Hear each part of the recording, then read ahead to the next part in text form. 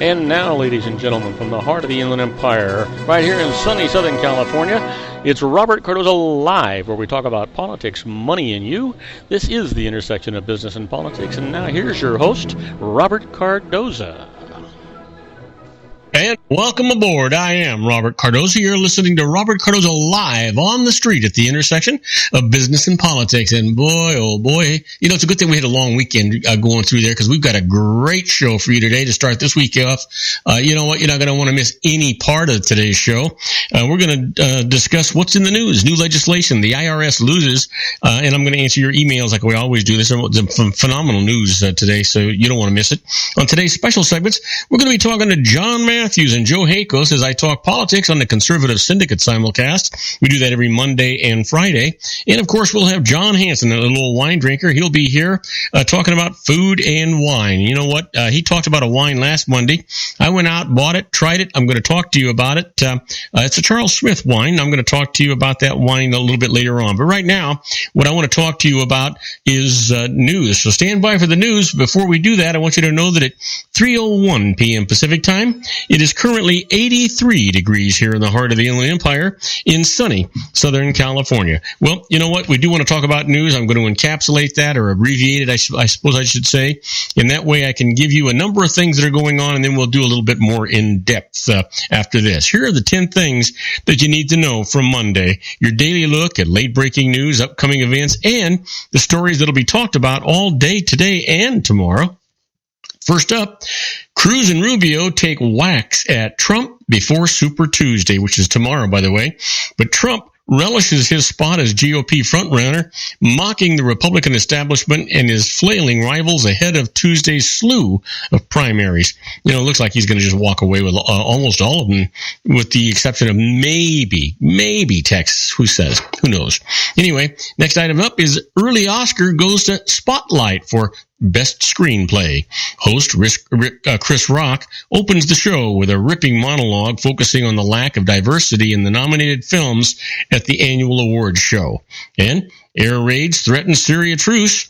And you know what? That just got started, right? A top opposition official warns that violations of a fragile ceasefire could jeopardize a planned resumption of UN-brokered peace talks. And who admits Church's enormous mistakes? Well, Austrian Cardinal George Pell, testifying before sexual abuse survivors, acknowledges that bishops and other officials dismissed credible molestation claims in absolutely scandalous circumstances.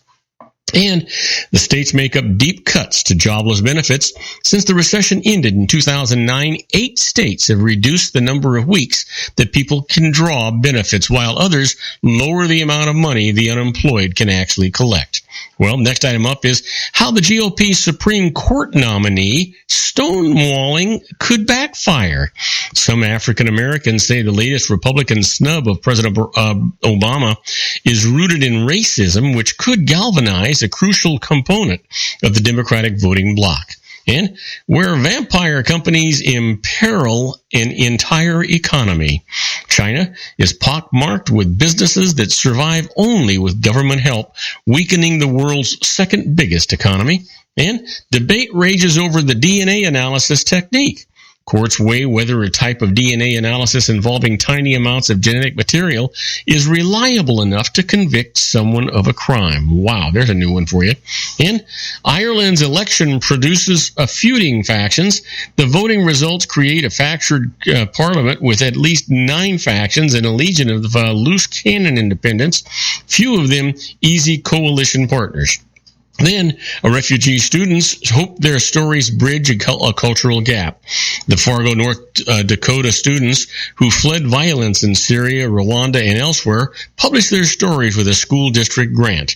And finally, what high-tech wildlife tracking devices help to reveal? Well, trackers on wings record California condors soaring to 15,000 feet, while locators on whales record 1,000-foot dives, giving researchers windows into the lives of an array of creatures.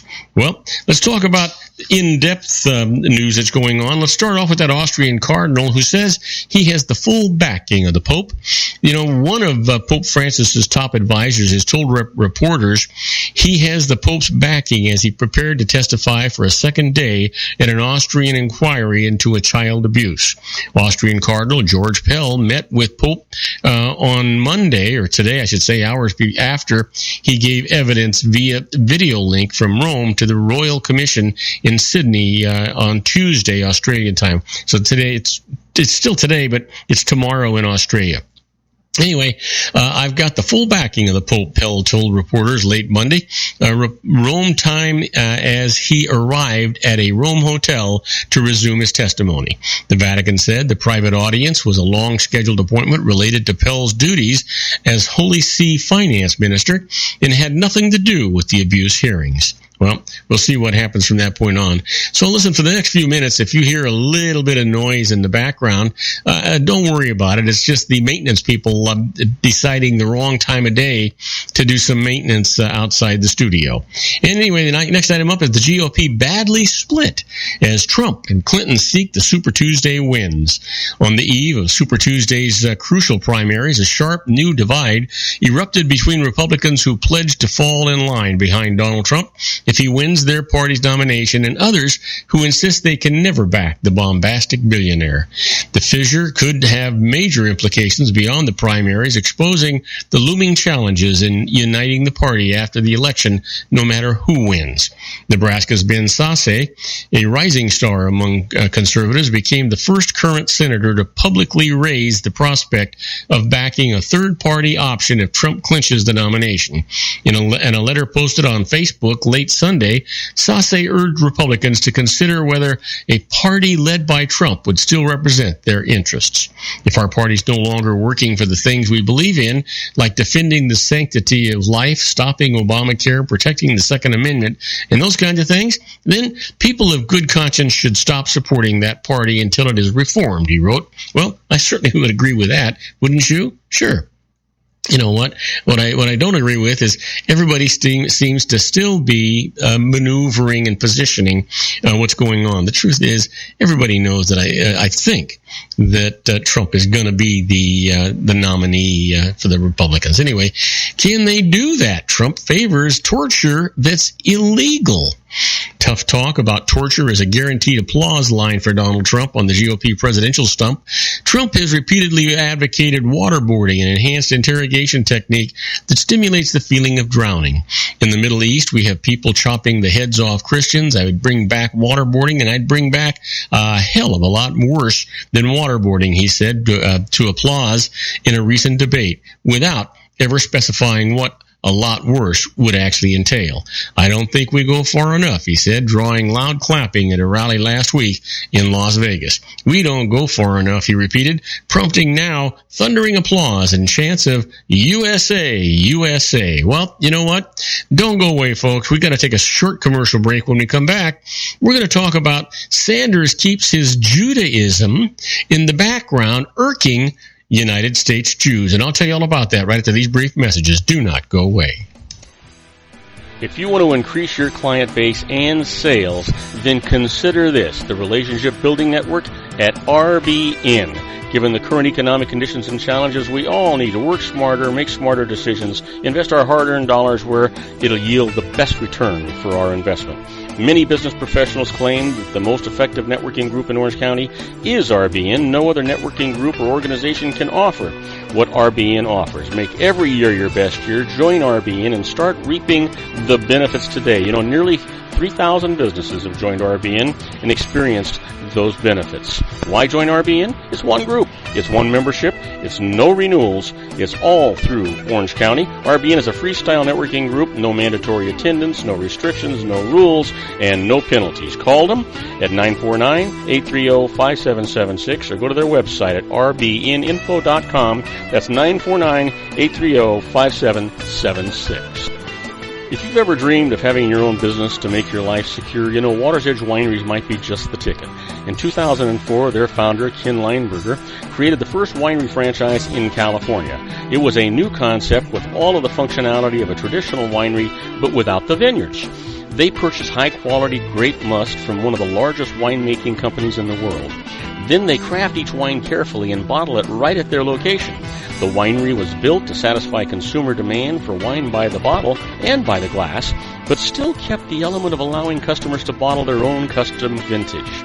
Now, they're opening urban wineries across the United States under the brand Water's Edge Wineries. If you've ever dreamed of owning your own winery, it may be in reach right now through Water's Edge Wineries. Just give them a call at 909-468-9463, extension 700. That's Water's Edge Wineries, 909-468-9463. Have you ever found yourself caught between a rock and a hard place? The law offices of Blomberg, Benson & Garrett might be just the answer for you.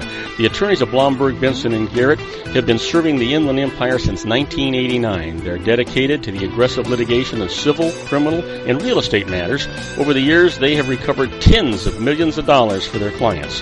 The firm's practice specializes in litigation of personal injury, accident, slip and fall, real estate, and criminal law cases. The firm provides clients with the care, accuracy, and dedication of experienced attorneys. Blomberg, Benson & Garrett is located at 10300 4th Street, Suite 150 in Rancho Cucamonga, California. They've been providing the Inland Empire residents with outstanding legal services for over 25 years. They look forward to providing you with aggressive legal representation. Call them at 909-945-5000, where you can talk to a person, not a machine. That's 909-945-5000, the law offices of Blomberg, Benson & Garrett. And now let's get back to our show where we talk about politics, money, and you. And I am Robert Cardoza. You're listening to Robert Cardoza live on the street at the intersection of business and politics. And we're talking news. Well, I tell you that Sanders keeps his Judaism in the background, and it's irking some United States Jews. As Bernie Sanders headed toward victory in New Hampshire, pundits noted the barrier that he was about to break. Sanders would become the first Jewish candidate to win a major party presidential primary. But since that February 9th win, instead of the burst of communal pride that often accompanies such milestones, the response from American Jews has been muted. One reason, the Vermont senator, the candidate who has come closer than other Jew to bring a Democratic or Republican presidential nominee, has mostly avoided discussing his Judaism. Sanders has baffled Jews by refusing to name the Israeli kibbutz, where he briefly volunteered in the 1960s, sending reporters scrambling to solve the mystery. When they found the kibbutz, he wouldn't comment. In New Hampshire, after his breakout win, he described himself as the son of a Polish immigrant, not a Jewish one. At a Democratic debate, he spoke of the historic nature of somebody with my background seeking the presidency, but didn't use the word Jewish. A recent headline in the liberal Jewish Daily Forward newspaper read, "We need to out Bernie Sanders as a Jew for his own good." Rabbi James Glazier of Temple Sinai in South Burlington, Vermont, said Sanders' comments were being discussed by rabbis in the liberal reform movement. What did he leave out there? He didn't say Jewish, Polish, immigrant. Reform rabbis have picked up on this big time. Sanders' lack of religious observance is not what rankles. It has become so common for Jews to identify culturally instead of religiously with the faith that the Pew Research Center, in its most recent study of the American Jewish population, used a category called Jews of no religion. Well, you know what? It's going to, should this be an issue of he's a Jew, he's a Catholic, he's a Presbyterian, he's a Lutheran? Who cares? Who cares? What I want to know is he qualified to be president of the United States? And that's the most important thing we've got to be thinking about. How about this? Iranian hardliners lose in Parliament the clerical body. Here's the thing. Iranian voters dealt hardliners a serious blow in elections for Parliament in an influential clerical body favoring reformists and relative moderates who support last year's nuclear deal in the country's first election since the landmark agreement, results released Monday showed. Reformists who favor expanded social freedoms and engagement with the West won at least 85 seats, according to final results released by the Interior Ministry and broadcast on the state TV. Moderate conservatives who split with the hardline camp and support the nuclear deal won 73, giving the two blocs together a majority over hardliners of the 290-seat assembly. The vote isn't expected to herald large-scale change in Iranian policies, but may make it easier for President Hassan Rouhani to deliver in areas such as promoting social freedoms and reforming the economy. Well, we'll see what happens. Who knows? I have no idea. Do you? If you do, let me know. Now, the Associated Press explains, though, Iranian clerics tasked with picking a top leader. Here's the thing. Iranian moderates have won a majority in the Assembly of Experts, a clerical body that is tasked with choosing the supreme leader of the Islamic Republic, and which was previously dominated by hardliners. The 88-member body is elected every 8 years and may choose the successor to Ayatollah al-Khamenei, who has been Iran's top decision maker since the founder of the Islamic Republic. Ayatollah Rouhani Khomeini died in 1989. Khomeini is 76 years old and underwent prostate surgery in 2014, raising concerns about his health. The newly elected body could therefore play a role, or a major role, in shaping the future of Iran, which is deeply divided between hardliners who are hostile to the West and relative moderates who want to expand freedoms and improve relations with the international community. Now, the Associated Press explains the Assembly of Experts, the latest election, and what it means for Iran's future. So, we'll see what actually happens with that as we move along. How about this? North Korea puts a tearful detained American before cameras. Boy, you know what? I probably can't even tell you what I'm thinking about North America, because they would take me off the air. They wouldn't put it on.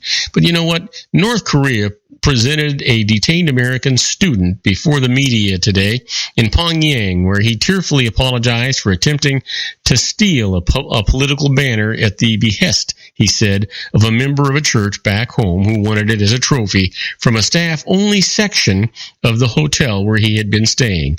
North Korea announced in late January it had arrested Otto Warmbier, a 21-year-old University of Virginia undergraduate student.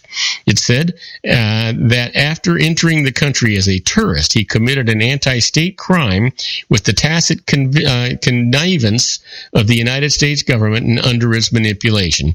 No details of what kind of charges or punishment Warmbier faces were immediately released. According to Warmbier's statement today, he wanted the banner with a political slogan on it as a trophy for the church member who was the mother of a friend. Well, stealing is stealing, no matter where you are. Now, I don't like North Korea, and I don't like any part of that government.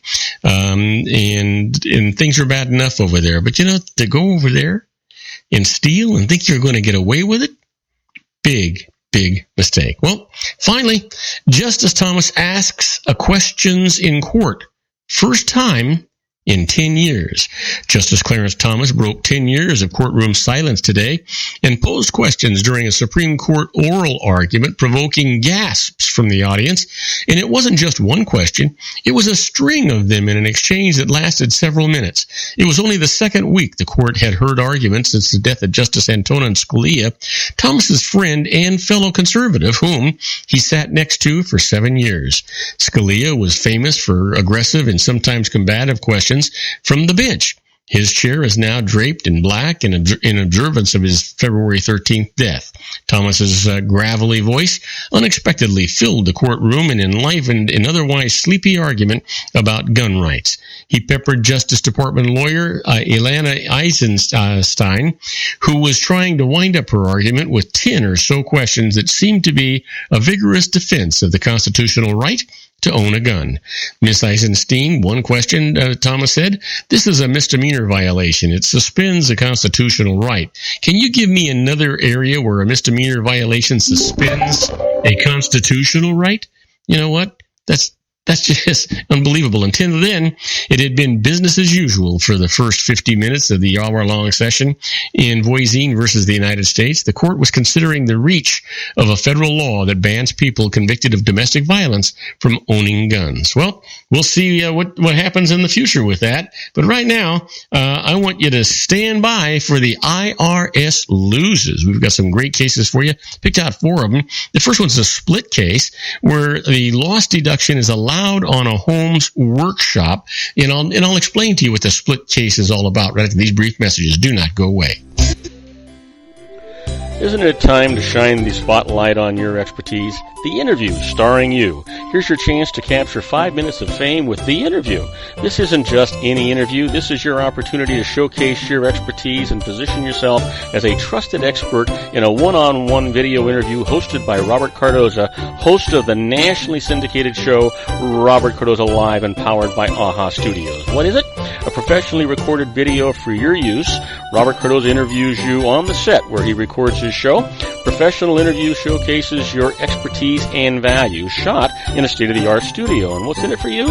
Gain credibility as an expert, earn the trust of your target market, educate in a way that intrigues your audience, gain a powerful marketing tool that offers dozens of uses, website, video sharing sites, social media, email, DVDs, direct mail, lobby video, resumes, profile building, all that kind of stuff. Association with the nationally syndicated celebrity. That's right. And let's talk about AHA Studios. AHA is a strategic marketing firm that leverages the powerful and visual persuasion to help your business create powerful messages that connect with your target market. AHA ventures way beyond strategy, delivering the marketing collateral you need to start driving a new business through your doors. AHA has a full-service, in-house, state-of-the-art production studio to bring your messages to life using video. Discover how to make The Interview work for you. Call 949-831-2222. That's 949-831-2222. AHA Image Studios Incorporated. Dr. Stephen Tidwell, Gentle Family Dentistry in a caring, personalized environment. Here at Dr. Tidwell's office, we are dedicated to helping you keep your teeth healthy. We are a state-of-the-art dental practice that still believes in traditional values, such as excellent customer service and individual attention. We have a special welcoming offer for you for just $39, a complete exam, personal consultation, professional cleaning, and all necessary x-rays. That's a $266 value for $39. Dr. Tidwell has 2 convenient locations and experienced staff to provide you with professional care and personal attention that you deserve. Call today. Don't delay a great smile another day. Call 909-944-7308. That's 909-944-7308 for Rancho Cucamonga or San Bernardino. Joel Saltzman is Dr. Wireless. He has turned his considerable expertise into consumer credit risk and wireless security into a highly specialized independent web-based consulting enterprise targeting consumer credit risk analysis and wireless transactional security and monitoring. He works as a wireless analyst, veteran independent agent, and consumer liaison for most wireless telecom carriers and equipment manufacturers. For more than 20 years, corporate and private clients and media audiences have counted on his unvarnished advice while weighing the technology, performance, and cost differences between Sprint, Nextel, AT&T, Verizon, and T-Mobile.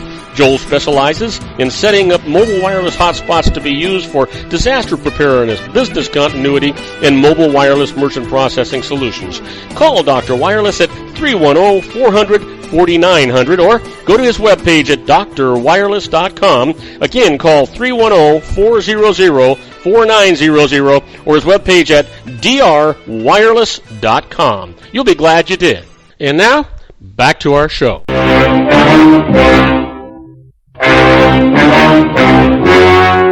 The story you are about to see is true. The names have been changed to protect the innocent.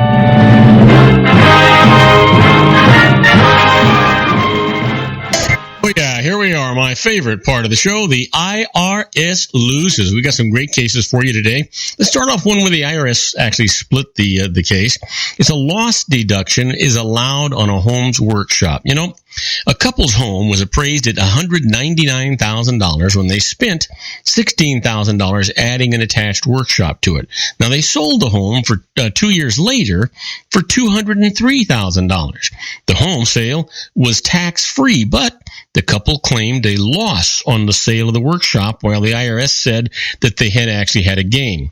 Now, the IRS's position is the workshop held 9% of the home space, so 9% of the sales price was allocable to it, more than $18,000. But the couple's position is the workshop added only $4,000 to the value of the home, so its sale value was only that much. So they went to court. This is what the judge said.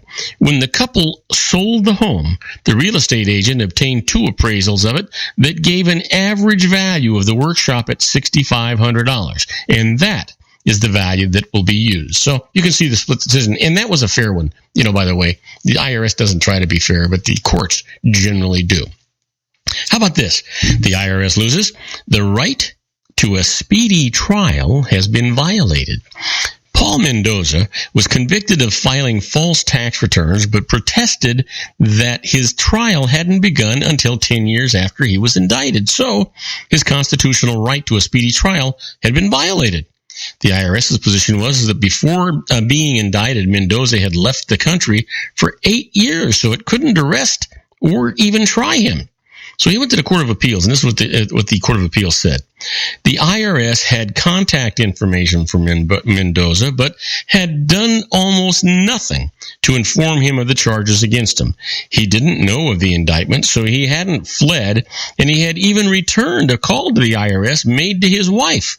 The IRS's lack of effort to inform him of the case was prejudicial, so his conviction is reversed. Absolutely reversed, and not retried, folks. He didn't get a speedy trial. It's dismissed. It's reversed. It is gone. How about this? The IRS loses. Getting an expert advice saves penalties from an abusive investment. 3 couples invested in a partnership and promised both business profits and tax benefits. The IRS later held it to be an abusive tax shelter and imposed negligence penalties on the couples. They replied that they had checked the bona fides of the business before investing. The IRS told the court that other investors in the same shelter had been held liable for the penalties. But this is what the judge said. These couples showed that they had paid reputable professional advisors a reasonable amount relative to the size of their investments to investigate the partnership for them before they invested. So they had not been negligent, and the negligent penalty is removed. Well, how about this? The IRS loses. A retiree does not owe tax on insurance policy owned by the firm. Joseph Dyer was a partner in a law firm that in 1978 bought an insurance policy on his life payable to his wife, Mary, to pay her the value of his interest in the firm if he died. Now, Joseph retired in 2001, and the firm let the policy lapse. The lapse resulted in an $18,000 of taxable income to the policy owner that the insurance company reported to Mary on a Form 1099, and that the IRS thus taxed to the Dyers. They protested, went to court. This is what the judge said. The law firm had been the policy's owner, paying the premiums and arranging the policy for its own benefit. There was no evidence that Mary had ever received an $18,000 payment or benefit, so the Dyers escape the tax. That's the way it's supposed to be. Well, you've heard me talk about being a fly on the wall when the IRS is doing stuff. Well, that's where we're at right now when we talk about inside the IRS, a little bit like the Twilight Game. So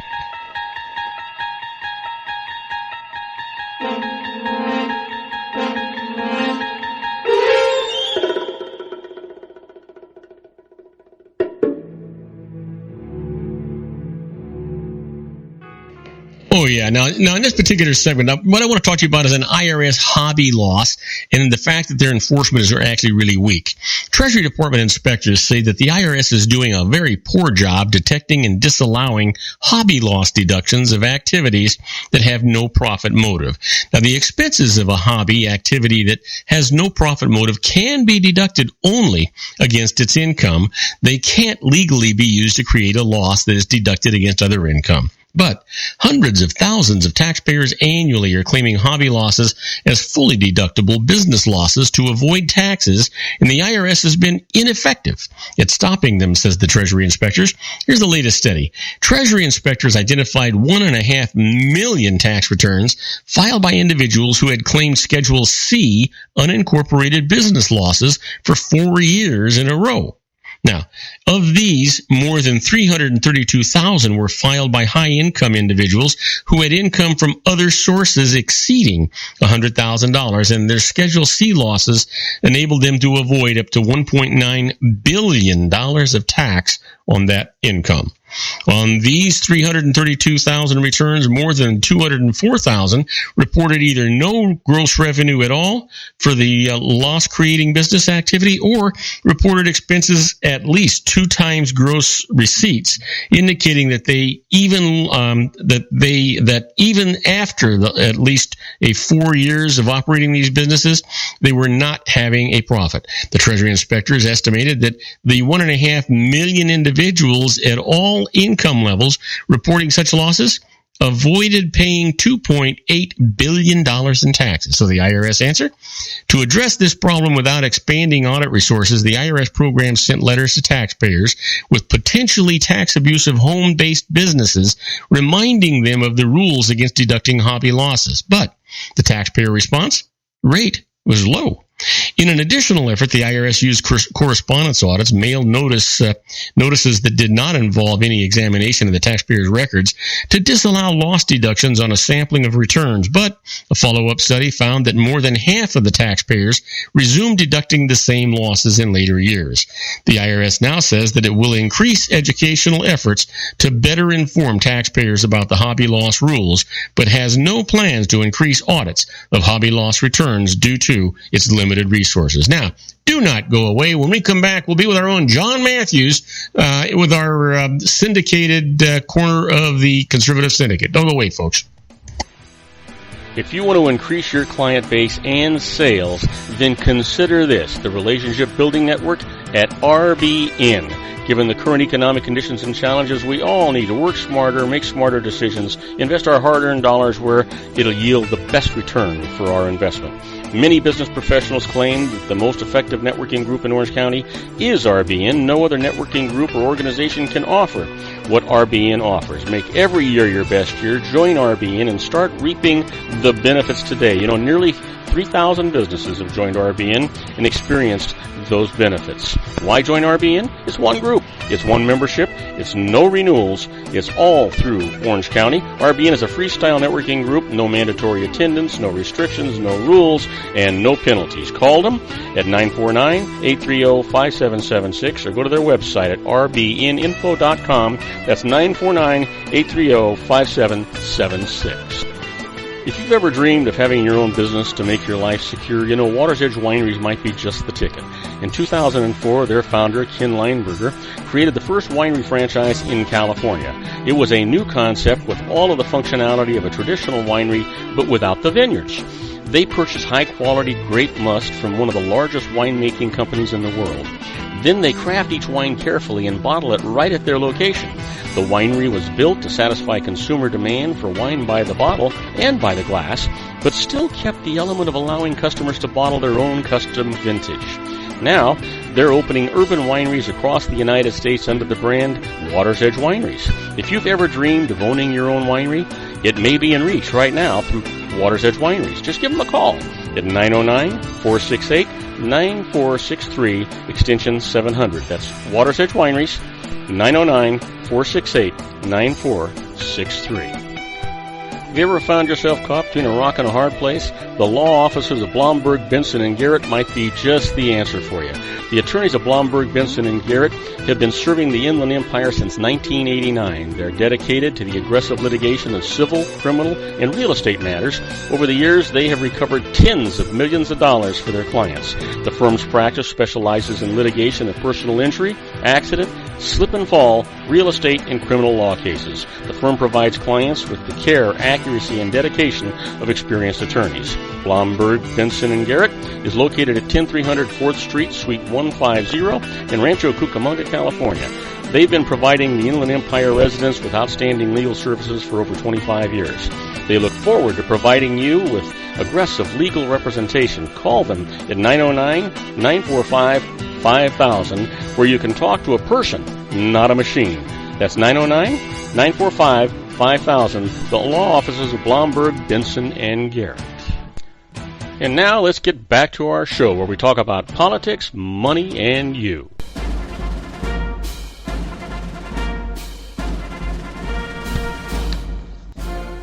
And now, ladies and gentlemen, coming to you from the basement of his strategic planning room located at his political hideaway in Los Angeles County, the dedicated man who stands and serves the political conscience of our nation, Mr. John Matthews. And I am Robert Cardoza. You're listening to Robert Cardoza live on the street at the intersection of business and politics. Well, we're waiting for John and Joe to call in. We'll be with them in just a moment. Might as well let you know that at 3:35 p.m. Pacific time, it's currently 83 degrees here in the heart of the Inland Empire in sunny Southern California. That's on its way down to 55 degrees. And you know what? And if you're one of our global listeners, there's John now. And we're on the air with John Matthews and Joe Hakos. Hey, John, how you doing? Whoops, we lost him. I don't know what happened to him. Hey, John, try and call me back again. I don't know how we lost him. Anyway, here. Okay, now, John, we got you? Hey, John, you there? Okay. I'm here. How you doing? I'm good. You know what? I thought I had you before, and then I lost you, and I thought, oh, boy, that's a good way to start the week. We start off with technical problems right at the beginning. Yeah, well, I started out with a little bit of a tech problem today, so I kind of a little bit discombobulated, but we got it figured out real fast. How's it going with you? Hey, going really good. Hey, listen, can you spell discombobulated? Actually, I probably could. D-I-S-C-O-B-U-L-A-T-E-D, I think. Well, you know what? As a well-educated man, I'm going to tell you that I think you're right. You know, so listen, I know that we're going to talk about a part of what we're going to talk about today is something that hits my hot button, and I'm sure it does yours too, because you are a pro-life individual, and I am as well, mostly anyway, and I have a real issue with Black Lives Matter, because I really believe that all lives matter, and I hate the idea that people are trying to single it out as an issue that only Black Lives Matter. Well, I think they should change the name of the movement to Only Black Lives Matter.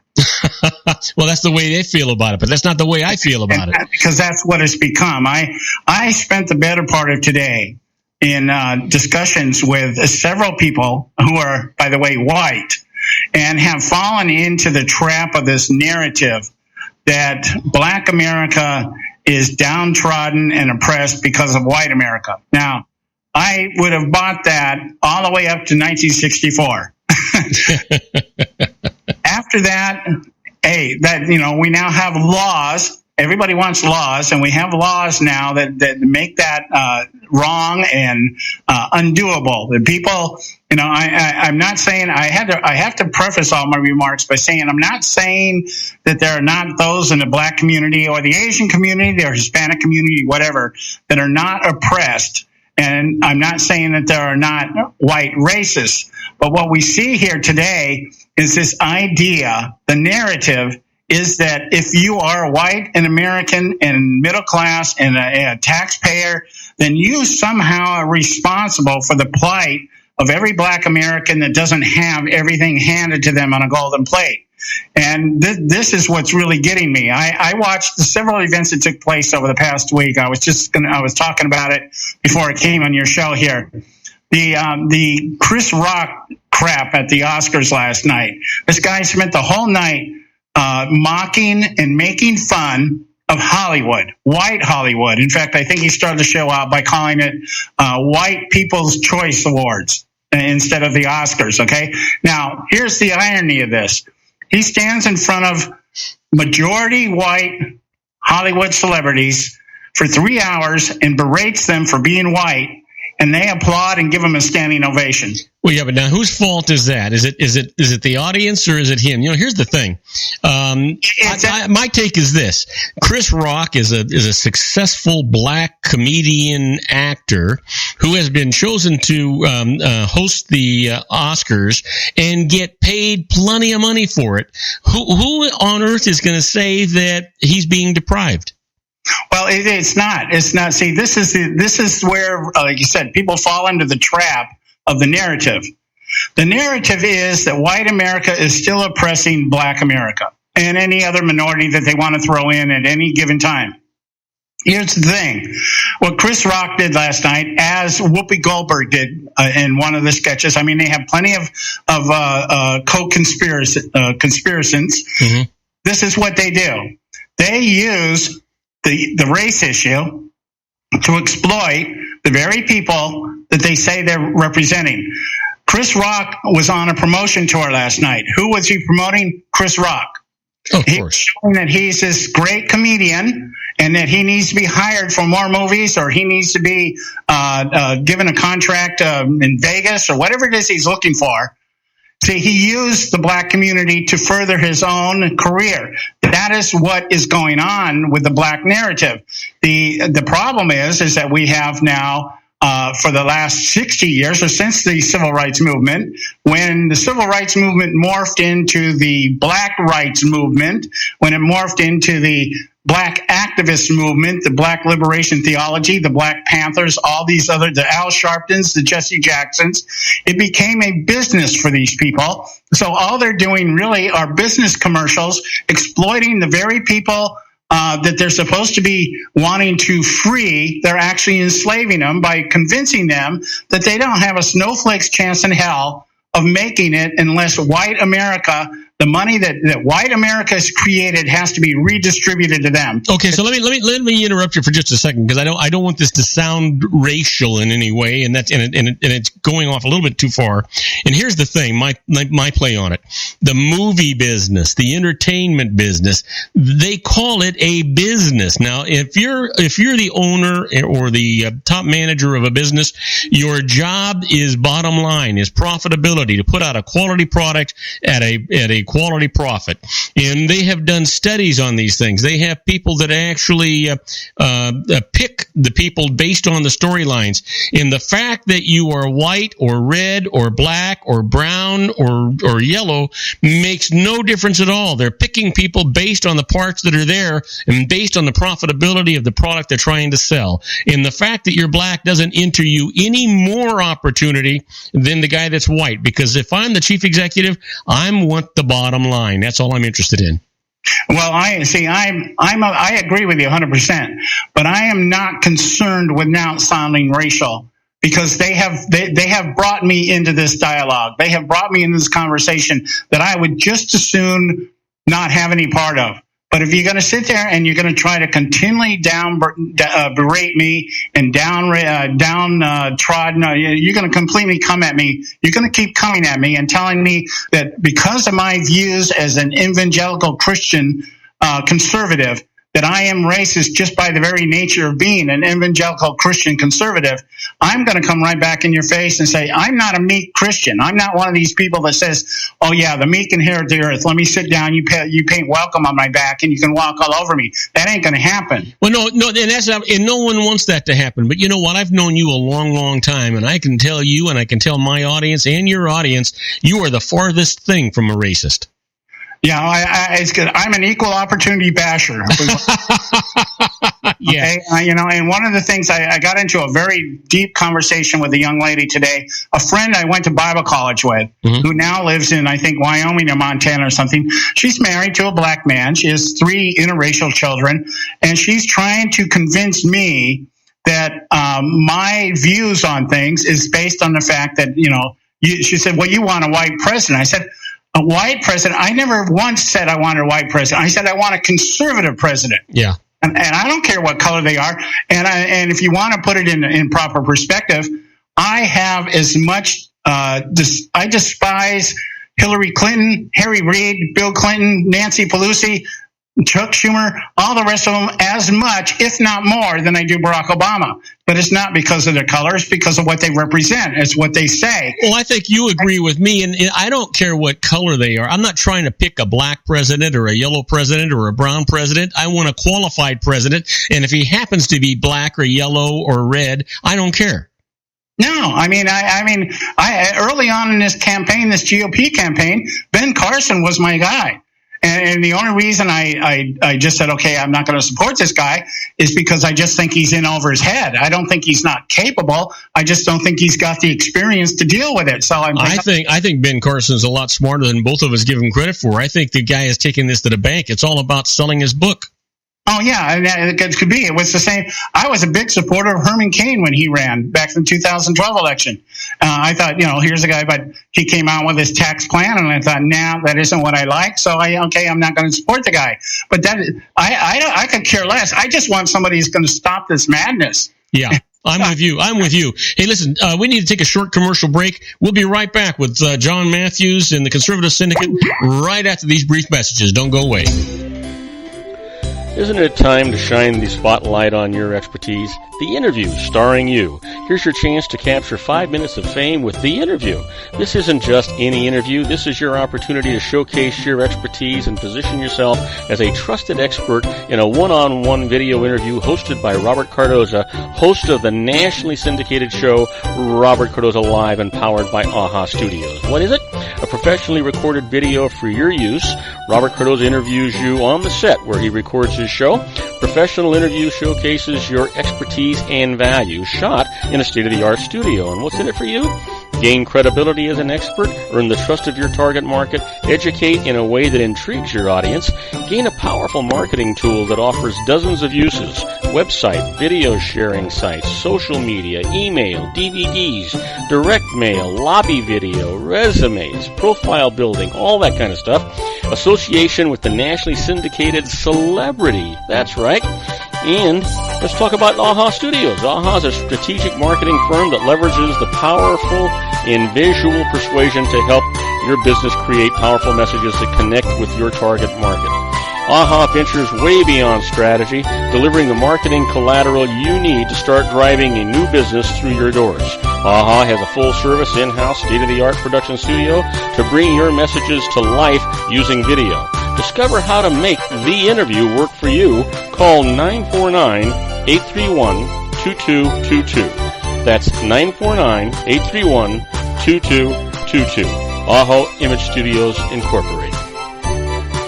Dr. Stephen Tidwell, Gentle Family Dentistry in a caring, personalized environment. Here at Dr. Tidwell's office, we are dedicated to helping you keep your teeth healthy. We are a state-of-the-art dental practice that still believes in traditional values, such as excellent customer service and individual attention. We have a special welcoming offer for you for just $39, a complete exam, personal consultation, professional cleaning, and all necessary x-rays. That's a $266 value for $39. Dr. Tidwell has 2 convenient locations and experienced staff to provide you with professional care and personal attention that you deserve.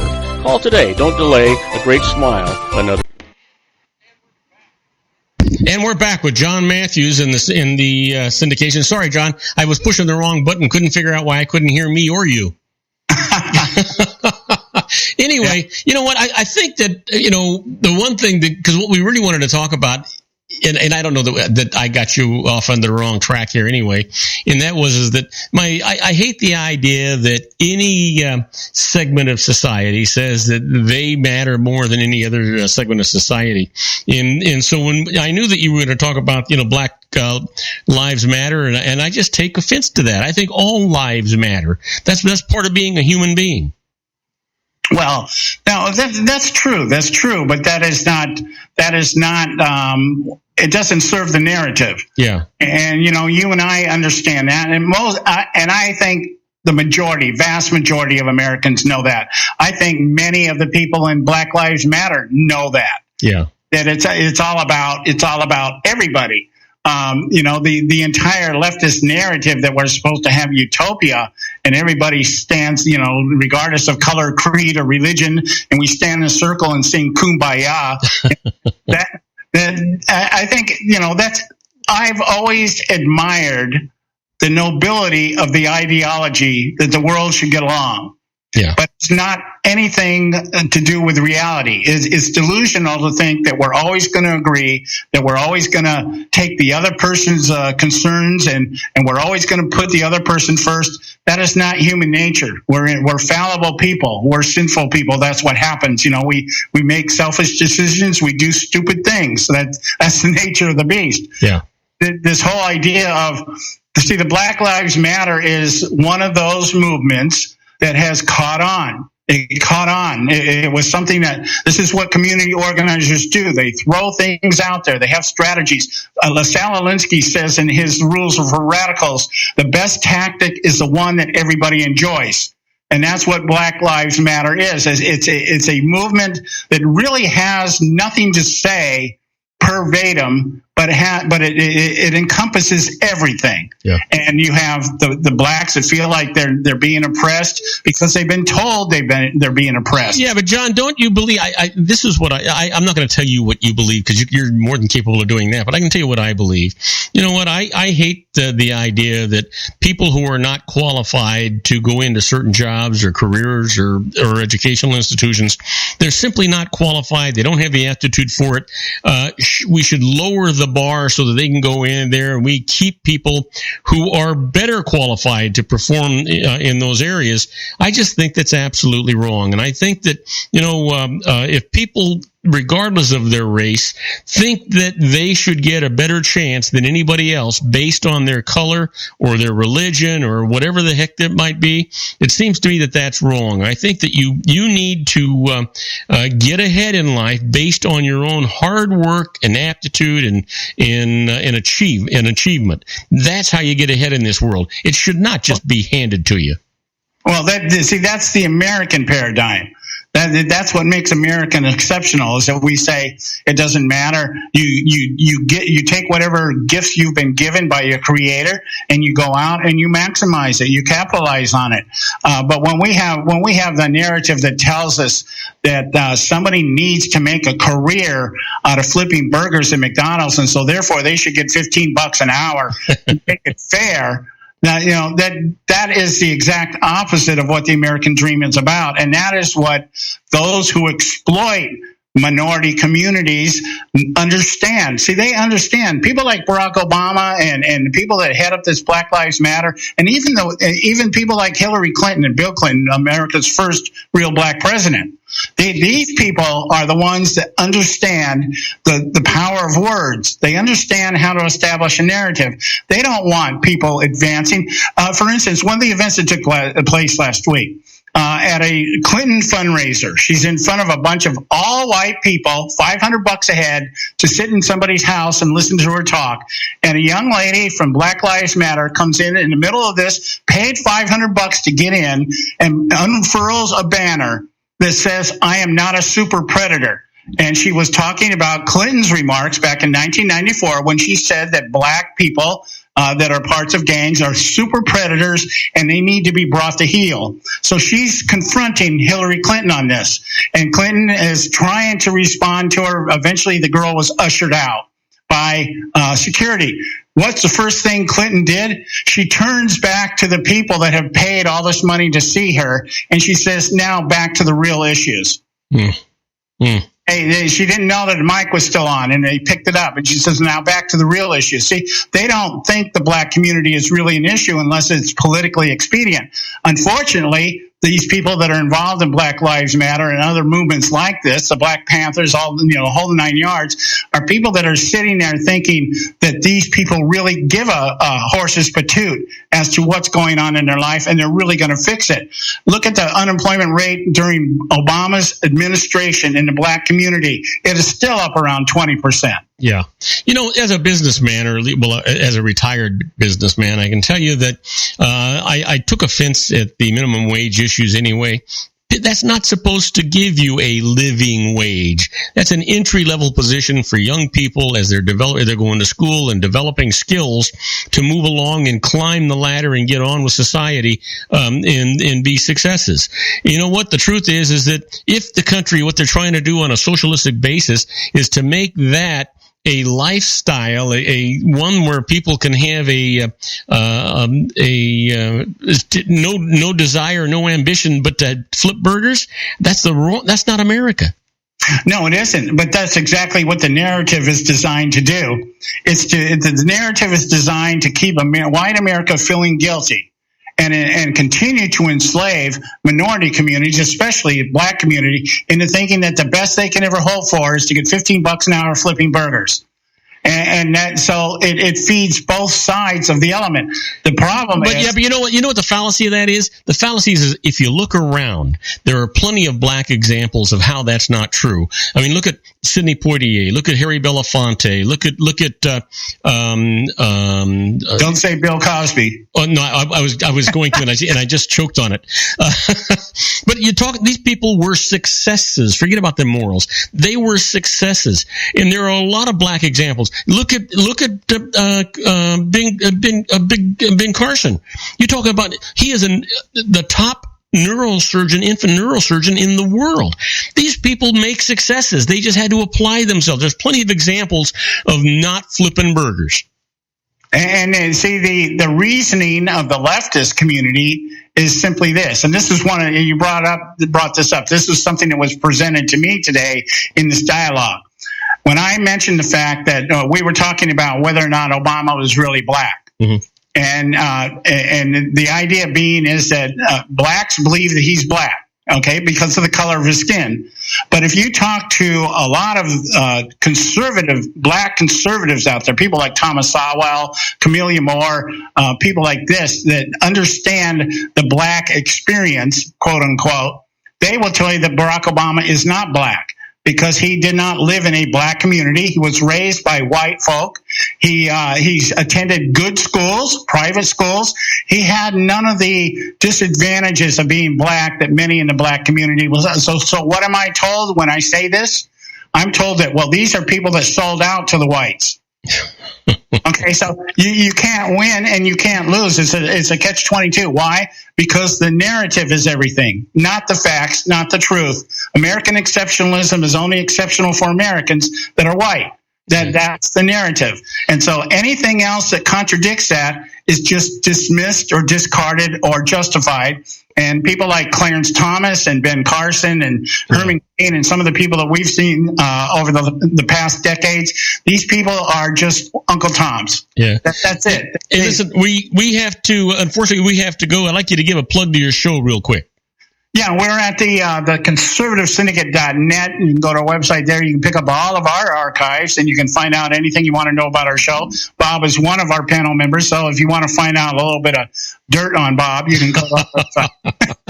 There's a lot of dirt, boy, if you want to find it. Anyway, hey, John, fantastic show. Look forward to talking to you. I want everybody to know that John and I are together every Monday and every Friday at this time, and this is just terrific. On Friday, hopefully you can give me an update on Joe Hakos. Joe's doing fine. He's recovering. He should be back, and we're hoping midweek this week. He's starting to feel good again. That sounds great. Have a great week, John, and we'll talk to you on Friday. Okay, you too. Bye-bye. All right, now, the rest of you... If you want to increase your client base and sales, then consider this, the Relationship Building Network at RBN. Given the current economic conditions and challenges, we all need to work smarter, make smarter decisions, invest our hard-earned dollars where it'll yield the best return for our investment. Many business professionals claim that the most effective networking group in Orange County is RBN. No other networking group or organization can offer what RBN offers. Make every year your best year. Join RBN and start reaping the benefits today. You know, nearly 3,000 businesses have joined RBN and experienced those benefits. Why join RBN? It's one group. It's one membership. It's no renewals. It's all through Orange County. RBN is a freestyle networking group. No mandatory attendance, no restrictions, no rules, and no penalties. Call them at 949-830-5776 or go to their website at rbninfo.com. That's 949-830-5776. If you've ever dreamed of having your own business to make your life secure, you know Water's Edge Wineries might be just the ticket. In 2004, their founder, Ken Leinberger, created the first winery franchise in California. It was a new concept with all of the functionality of a traditional winery, but without the vineyards. They purchased high-quality grape must from one of the largest winemaking companies in the world. Then they craft each wine carefully and bottle it right at their location. The winery was built to satisfy consumer demand for wine by the bottle and by the glass, but still kept the element of allowing customers to bottle their own custom vintage. Now, they're opening urban wineries across the United States under the brand Water's Edge Wineries. If you've ever dreamed of owning your own winery, it may be in reach right now through Water's Edge Wineries. Just give them a call at 909-468-9463, extension 700. That's Water's Edge Wineries, 909-468-9463. Have you ever found yourself caught between a rock and a hard place? The law offices of Blomberg, Benson, and Garrett might be just the answer for you. The attorneys of Blomberg, Benson, and Garrett have been serving the Inland Empire since 1989. They're dedicated to the aggressive litigation of civil, criminal, and real estate matters. Over the years, they have recovered tens of millions of dollars for their clients. The firm's practice specializes in litigation of personal injury, accident, slip and fall, real estate, and criminal law cases. The firm provides clients with the care, accuracy, and dedication of experienced attorneys. Blomberg, Benson, and Garrett is located at 10300 4th Street, Suite 150 in Rancho Cucamonga, California. They've been providing the Inland Empire residents with outstanding legal services for over 25 years. They look forward to providing you with aggressive legal representation. Call them at 909-945-5000, where you can talk to a person, not a machine. That's 909-945-5000, the law offices of Blomberg, Benson, and Garrett. And now let's get back to our show where we talk about politics, money, and you. When they ask who's a fool in the corner crying, I say, a little old wine drinker me. And now, from the middle of a vineyard somewhere, a man who's never met a grape he couldn't cuddle up to, our resident advanced sommelier, John Hansen. And I am Robert Cardoza. You're listening to Robert Cardoza live on the street at the intersection of business and politics. We're at 4:01 p.m. Pacific time. It's currently 77 degrees here in the heart of the Inland Empire in sunny Southern California. It's on its way down to 56 degrees. And if you're listening to us on our global network in New York City, it's 53 and clear, and in Chicago, 37 and overcast. But I'll tell you where it's not overcast. It's not overcast with that little old wine drinker, John Hansen, who's waiting in the wings. Hey, John, how you doing, buddy? Oh, great, Bob. How are you doing? I am doing great. I have got to start this off by telling you, I went right out and bought some of those Charles Smith wines. I got Kung Fu Girl, I got Eve, and I got Velvet Devil. They didn't have the Boom Boom, but I will find it. I actually went to Bevmo, and I'm gonna go try Total Wine, see if I can get the other one. But I can tell you this: Marlene liked the Kung Fu Girl, and so did I. She loved Eve. She thought that was really good. Of course, the Chardonnay. Yeah, that's the Chard. Yeah. And I haven't had a chance to try the Velvet Devil yet, but I'm going to. Those wines were phenomenal. I can't believe the pricing on those things. Yeah, as I said, Charles Smith, amazing winemaker, and his prices are just unbelievable. Honestly, he can charge double what he's charging, and I would still buy his wines. I mean, they're just amazing wines. They score high, and for the price, they are the best wine, bang for the buck there is out there. Follow. I mean, he does a lot of stuff, K and all those, they're funny labels. They're cute little labels. I love those labels. Yeah. You know what, Martin, he definitely has a sense of humor. Yeah, when you look at the Kung Fu Girl, Marlene, when she first said, she said, "What the heck is this?"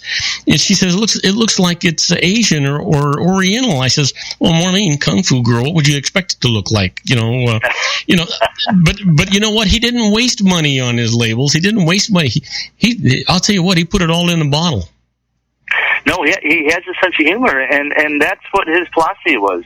We talked about his philosophy that put the best thing in the bottle now, so it's ready to drink. Because most people don't go out and get those $1,000 Bordeaux's and let it sit there for 15 years before they open it. Yeah, they go out and buy a bottle of wine. They drink it that night. Or they buy a bottle of wine at the restaurant or store or whatever, or maybe a wine shop that has a tasting room, and they'll do it right there. So, I think, John, more and more people are doing just like you and me. If we're going to have a nice dinner, we don't buy the stuff for that dinner a week or two in advance. We buy it the day that we're going to cook the dinner, so we can have the freshest, best stuff that's there. And now people are doing the same thing with the wine. If I'm going to have a nice dinner, I'm although I've got a stack of wine, but most likely I'm going to pick a wine at a nice wine store, in that day or the day before. Well, as I said, that's his philosophy. And, Bob, I'm surprised that you didn't get the Chateau Smith, the Cabernet. Well, no, wait a minute. It's not that I didn't get it. They didn't have it. Yeah, exactly.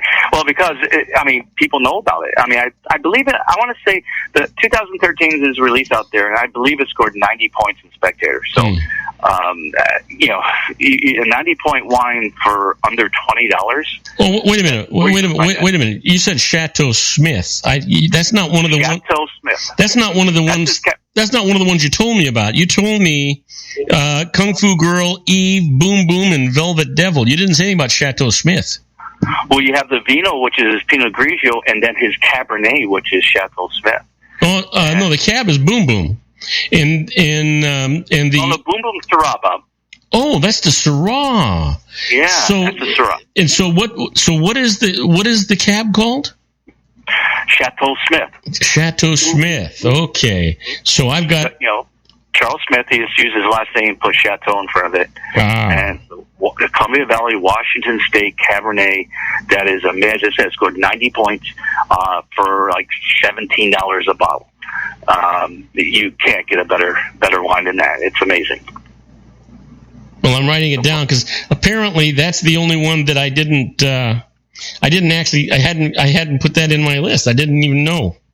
Oh yeah, and I think that's the one you're going to like. I know Marlene was going to get the Eve. I know she was going to get that one, of course. Yeah, and she liked it. Yeah. The wine that I think you're going to love is the Chateau Smith. So next time you go to the wine shop, definitely pick up a bottle of that. If they have it. They should have it. But, as I said, it is becoming popular. And I tell you, the guy is just amazing. And you can't beat the price on these wines. It is the steal of the century. Yeah. Anyway, I know that that's not what you wanted to talk about, but I wanted to report to you that I had. I thought I had done a good job. I obviously left one out of there. And now you've given me something to do first thing tomorrow morning. Well, that's what you get. I gave you your homework for the week, Bob. and I blew it, right? No. But buddy, I actually called you last week because I had to get my taxes done on Sunday. Mm-hmm. Oh my God, what a burden that is! I tell you, what a relief. I don't know how you did that for so many years. Oh my gosh, it's just so frustrating. And with you know me to a T. We're best friends, so it wasn't as bad. But my cousin now, he's great. I like him, but he doesn't know me like you. And he's like, well, do you want to do it? Where I remember with you, I said, how much for this? And I said this. You go, okay, this. Because you knew what the borderlines were. You knew what I could cover. You knew what was what. So everything was fine. He's like, if you want to, we can. And I'm like, I don't want to hear. Yeah, non-committal. Yeah. So he kind of sits on the fence post and say, like, well, we can go either way. I guess I go, okay, then this. But honestly, hey, it's done, and that's such a big relief. And actually, we're getting some money back this year, so it's great. Last year we got a great return because we went solar, and we had that big federal rebate. And so, but now we got to pay it back, of course. So it's slowly getting out of bank account. Yeah. Because each year we did the 5-year thing, so every year we got to pay this amount in taxes because we did a Hero program which goes through the taxes on the house. So instead of billing you, they just add it on your taxes. So that helps out though. It makes it easier to do the conversion. Exactly. And it goes on our taxes so we can write it off. Absolutely. So it's a good thing. Yeah, absolutely. Yeah, absolutely. So thanks to that, we got another little return. So we, after an hour and 40 minutes at the tax office, yesterday, Rain and I, and it's funny because we were going to try this one place, Bob. I don't know if you heard of it. It's called Bruno's. It's in Brea. No. It's right down the city there. And everybody that's come there is just rant and rave about it. It's an Italian restaurant called Bruno's. I thought we were talking about taxes. I'm sorry. No. And I'm thinking, this was after the taxes. We had 11:30. Believe it or not, we had an 11:30 appointment. So by the time we got out there, it was like 12, almost 1 o'clock. So it was like, okay, let's go celebrate. We'll actually it's done, thank God, and we're getting some money back. Let's go celebrate. So we were going to Bruno's, but unfortunately, Bruno's didn't open to 4 o'clock. There's more of it just a dinner house. I don't know, during the weekdays, I think they're open for lunch, but on Sunday, they're just for dinner. They open at 4. So we were going to, there's Whittier, the office is in Whittier, and they got a nice small little, you just walk down the thing, but the problem is parking. You can't Whittier? You were in Whittier? You were that close to Pico Rivera, and you didn't go to Del Rey? Well,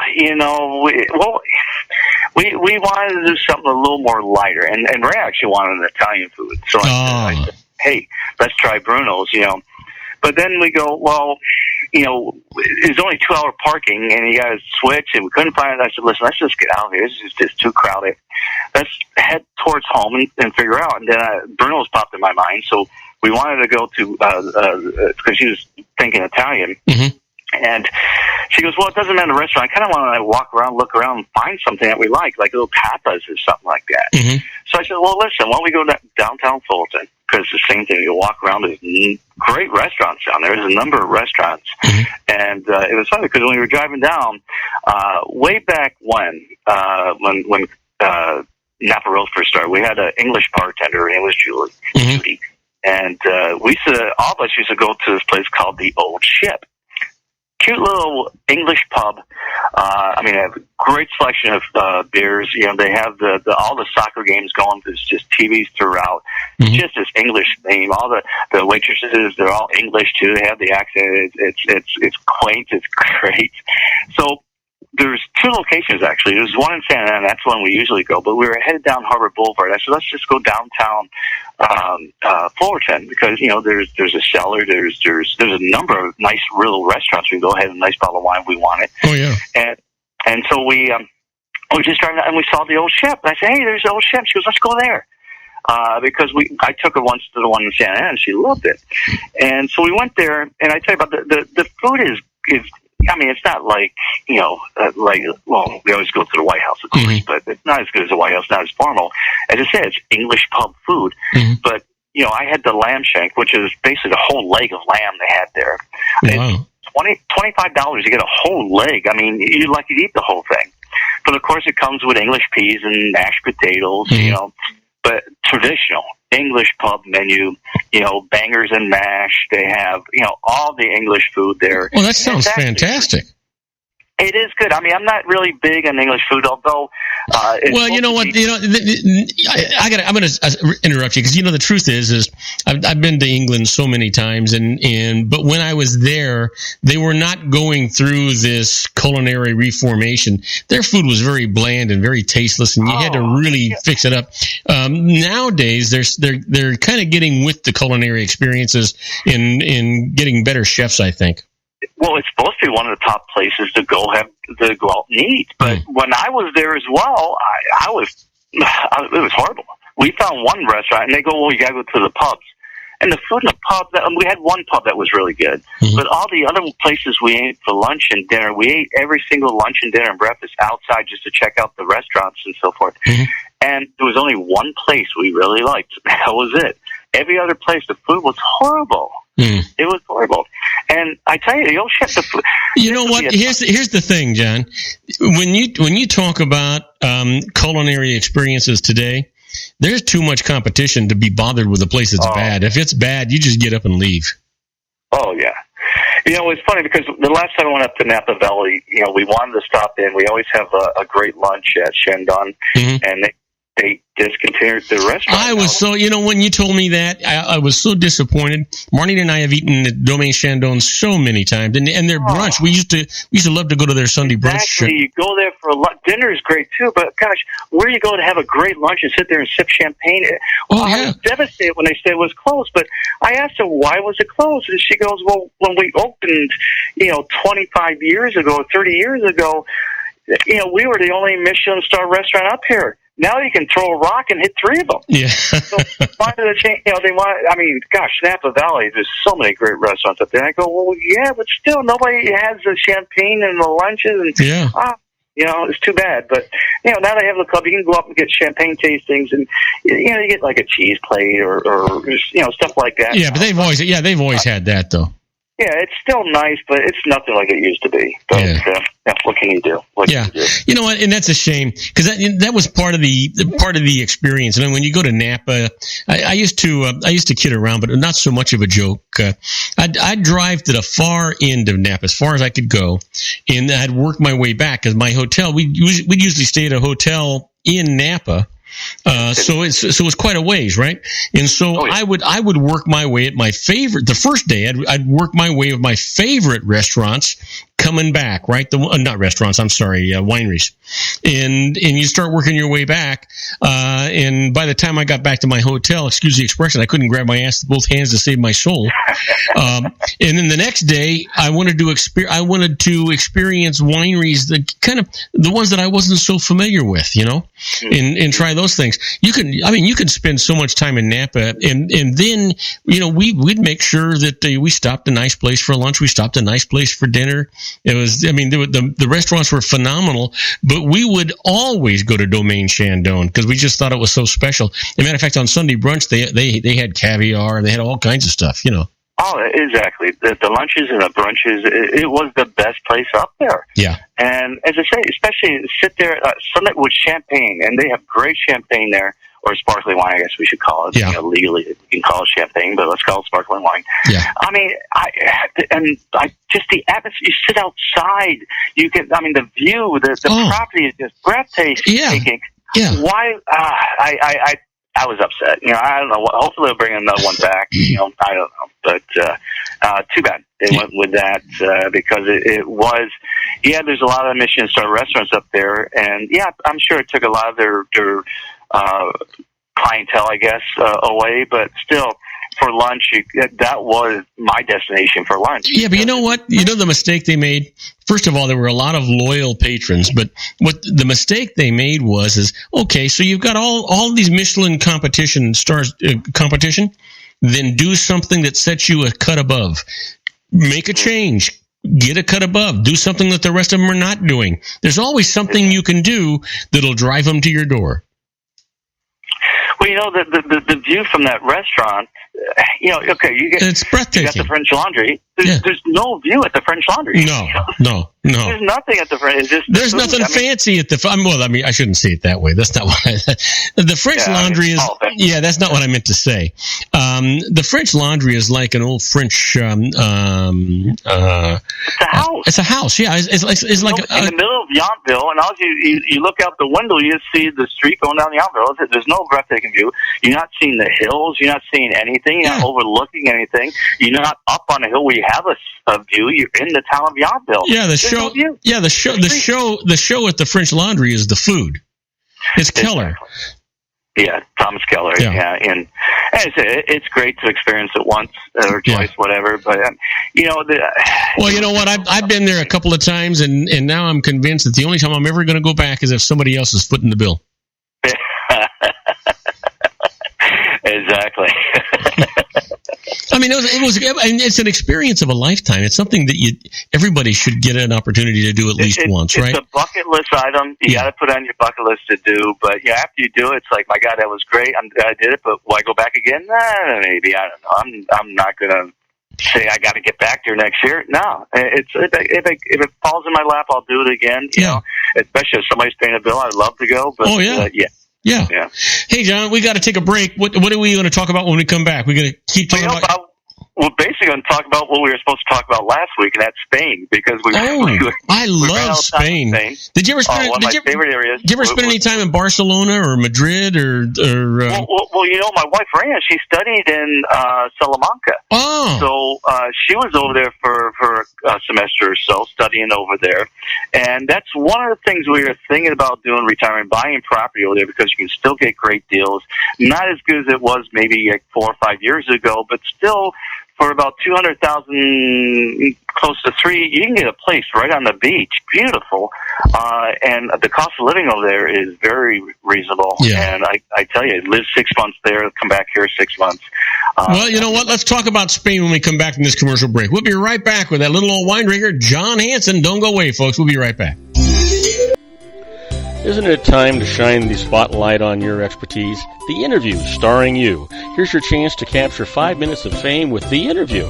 This isn't just any interview. This is your opportunity to showcase your expertise and position yourself as a trusted expert in a one-on-one video interview hosted by Robert Cardoza, host of the nationally syndicated show Robert Cardoza Live and powered by AHA Studios. What is it?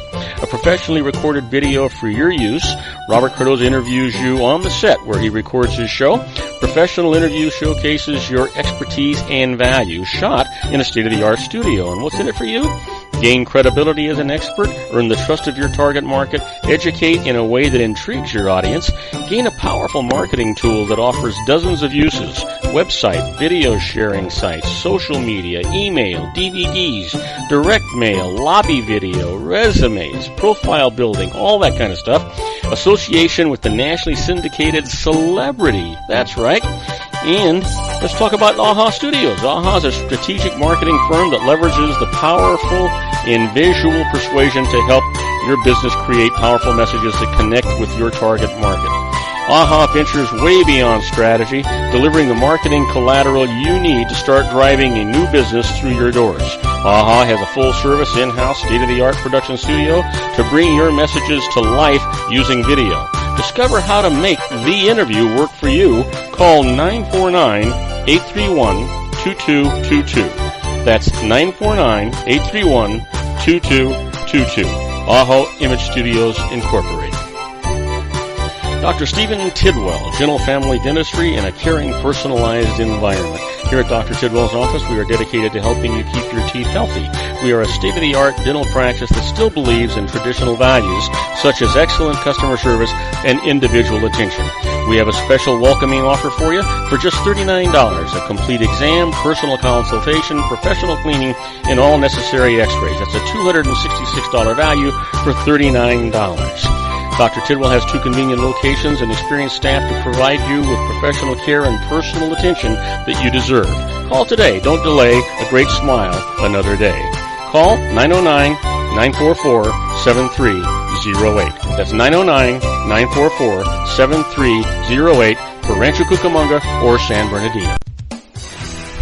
Joel Saltzman is Dr. Wireless. He has turned his considerable expertise into consumer credit risk and wireless security into a highly specialized independent web-based consulting enterprise targeting consumer credit risk analysis and wireless transactional security and monitoring. He works as a wireless analyst, veteran independent agent, and consumer liaison for most wireless telecom carriers and equipment manufacturers. For more than 20 years, corporate and private clients and media audiences have counted on his unvarnished advice while weighing the technology, performance, and cost differences between Sprint, Nextel, AT&T, Verizon, and T-Mobile. Joel specializes in setting up mobile wireless hotspots to be used for disaster preparedness, business continuity, and mobile wireless merchant processing solutions. Call Dr. Wireless at 310-400-4900 or go to his webpage at drwireless.com. Again, call 310-400-4900 or his webpage at drwireless.com. You'll be glad you did. And now, back to our show. And I am Robert Cardoza. You're listening to Robert Cardoza Live on the street at the intersection of business and politics. We're talking to our good buddy, that little old wine drinker, John Hanson. And you know what? If you're listening to our global network in Madrid, Spain, well, it's 41 degrees. That's the good news. The other good news is, you know what? It's 1:22 a.m. tomorrow morning. But you know what? Things are just getting hopping in Madrid. Hey, John, you got the microphone, buddy. Thanks, Bob. Well, we're going to talk about Spain, and I tell you, there's some great wines, of course, from California. Probably the motherland of wines is France. Italians, my God, there's some great wines out of Italy. But I tell you, right now, honestly, Bob, probably my favorite region is Spain. There's just some amazing wines. And probably, 100 years ago, all you really saw of Spain was like sherry. Spain was known for its sherry, and yeah, you cook with sherry. It's a great, after dinner wine and so forth. But that's basically what Spain was known for. But now, my gosh, I mean, you have probably my favorite wine, especially for the price, Vega Sicilia. I'll put that against First Growth Bordeaux's, Riojas. Gosh, great deals on Riojas. You can get them very inexpensive. You will pay a lot for them too, especially the ones that get the big ratings. But Pierrots, Cava, if you like sparkling wines, Cavas are over there too. But before I get into the areas of Spain, there are some terms, because if you go out and go, I'm going to go out and buy a bottle of Spanish wine at the wine store, there's some terms you should know, okay? Now, on the label, there's a couple terms you should know. You will see these terms on the label. The first one is Holden. Now, Holden replaced Cinquenza. It used to say Cinquenza, which means young, or no aging, if you will.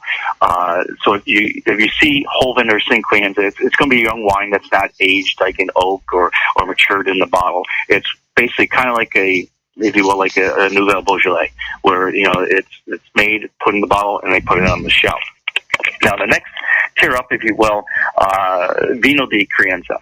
Now, Vino di Crianza, it has to see at least 6 months in the barrel, and it has to mature for 2 years. Now, it could be 2 years in the barrel, it could be, but they can't release it for 2 years before they release the wine. You're going to see Reservas. Now, Reservas have to have at least 1 year in the barrel. It can be up to 3 or so, but it has to mature at least 3 years before they release it. And then, of course, Gran Reserva. You see a lot of this on Riojas. That has to have at least 2 years in the bottle, okay? Most likely it's usually 3, maybe even up to 4. In the bottle or in the barrel, John? In the barrel, excuse me. But it has to mature for at least 5 years. So it's typically for a Gran Reserva, it's 3 to 4 years in the barrel, and then another year or 2 in the bottle before it's released. But it has to be at least 5 years of maturity before they can release that particular wine. You're going to see also DO, DOC, and now DOCA. Actually, Rioja was the first wine to get a DOCA at the highest rating to get Spanish wines. In 1991, that was the first DOCA, and that was awarded to Rioja. So you're going to see that very similar to like Italian wines where they have DOC, DOCG, and so forth. They have rules, regulations. They do upgrade, they do downgrade wines. So look for, if you want a premium wine, definitely if you see DOCA on there, you're getting a great bottle of wine. Okay, so do look for those. When you go out and say, hey, I want to try these Spanish wines, look for those terminations on the bottle so you know what you're getting. Okay, if you have a DOCA Gran Reserva, that should be a great little bottle of wine. But there's so many areas in Spain. It does border France right up there. And southern Spain, of course, that's where the sherry and so forth is. But there's an area called La Mancha. Now, La Mancha is the largest region of Spain. And actually, believe it or not, produces about 1/3 of all the wine coming out of Spain. Iran is a grapes. It's a low-end wine varietals. You can get very inexpensive, $3-4 a bottle. But they produce a lot of wines, kind of like Modesto or Woodbridge, all these where they just basically water the grapes and you just get this ton of fruit coming out, where they just produce pallets and pallets and pallets of wine. Now you also got Macabeo, which Sensibel. Now Sensibel is Tempranillo. You will see the term Sensibel, and if you're looking, Tempranillo is one of the main grapes. I would say probably for red, the main grape there in Spain. But if you go close to the French border, and this wine is really coming up, and it's Navarro. Now, Navarro is just east of Rioja. And the difference between Rioja and Navarro, Rioja is mostly Tempranillo. And you may have a little Grenache in there. It could be 100% Tempranillo. But there's usually a little Grenache or so blended in with the Riojas. Navarro is kind of like the reverse, where it's mostly Grenache. And you would have a little Carillon or Tempranillo blended into the Pierrots. Now, Pierrots was the second one to go DOCA. which, as you say, more Grenache has really become popular, especially in the Central Coast here too. But Grenache, it is becoming one of those hot varietals that are coming out. And I tell you, Perrot. What a great Grenache. They call it Grenache over there. You get more of that roasted red fruit coming out. What a great bottle of wine, and you can still get some Perrots at a very, very good price. We're going to go all the way to the west side, northern west side, to the Galactic Hills by the Darrow River. And we're going to go to Ribera del Duero. That's where my favorite wine comes from, the Vega Sicilia. But they grow a lot of other stuff there, too. They do sparkling wines there, and we'll talk about that in just a little bit. But I tell you, if you never had a Vega Sicilia, my favorite, there's a couple of Vega Sicilias, my favorite is the Unico. If you never had a bottle, and Bob, I don't know, have you had a bottle of the Unico yet? Not that I'm aware of. Okay. Well, we're going to enjoy one, because you're going to be in heaven. It is like First Growth Bordeaux at a fraction of the price. It is just the most incredible bottle of wine there is, and as I said, for the price, it's like, again, First Growth Bordeaux. You can't beat it. So, when you say for the price, what kind of prices are you talking about? Well, you're talking, I say, First Growth Bordeaux are going for $1,000 a bottle. You're talking about $300 or so a bottle. Wow! So about Big difference. Big difference. A third of the price of First Growth Bordeaux. Yes, but of course, the main wine that you see from Spain probably is Rioja. That was the first DOCA. Great, mostly Tempranillo. As I said, it could be 100% Tempranillo, but just an amazing wine too. And you can get them at a very. I've had that, and that's good. Oh yeah, but there's some whites. You have Verdejo, you have Rueda. Now Rueda, Verdejo is actually the grape in Rueda as well, but that's from the same region of Vega Sicilia, Ribera del Duero. I love that area. And the whites, reds, just amazing. But there's also sparkling wine made there, Bob. It's called Espumosa, and Espumosa, it has to be 85% Verdejo. It's made. It's carbonated, so it's not method champenois. It's a carbonated sparkling wine, so of course it's not expensive, but just a delightful sparkling wine. Simple, sparkling, similar to like Moscato d'Asti, but not sweet, or Perpetuo di Acqui, which is a red sparkling from Italy, but just a delightful wine. But if you cut way over to the east side, you were just south of Perrot and so forth, you have the Penedès. And of course, the Penedès is known for Cava, which is their sparkling wine. Now, Cava is produced method champenois, or the traditional method, or champagne method, if you will, where they actually do it in the bottle and so forth. The main grape is Macabeo.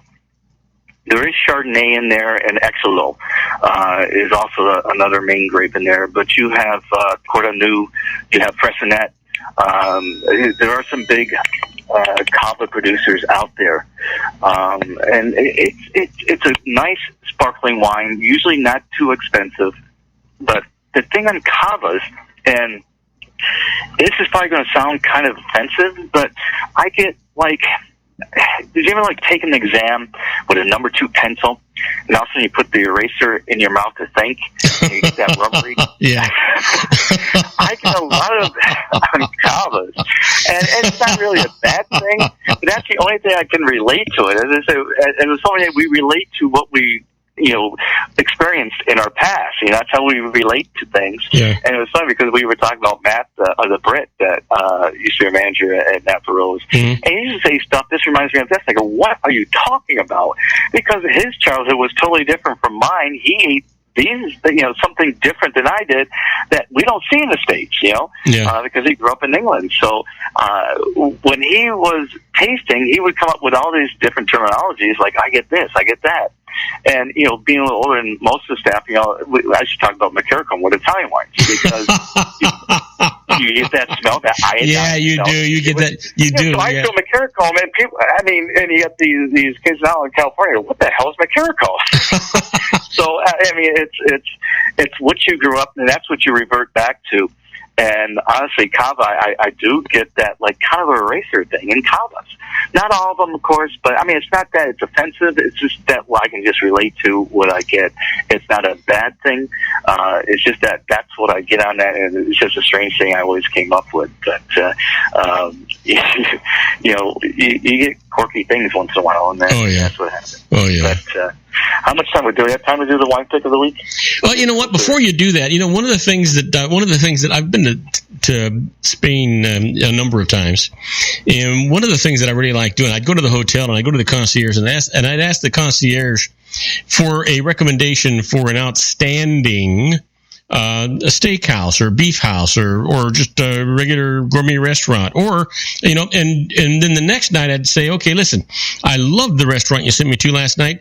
I want the same quality, the same kind of restaurant, but this time I want one that specializes in seafood, or this time I want one that's special, you know, and I'd go that route. And then what I would do is I would actually take some really nice premium California wines with me. And what I would do is I would introduce myself to the owner or the manager, usually it's the owner, of the restaurant. And I'd say, and I'd tell him I was there on vacation and what was going on, and that I had brought him a gift.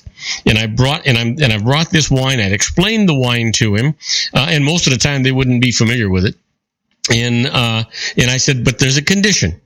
I want to give you this wine. I promise you this is a premium, wonderful, wonderful wine, but I want you to provide me with what you think is going to be a wonderful wine for me to have with my dinner tonight.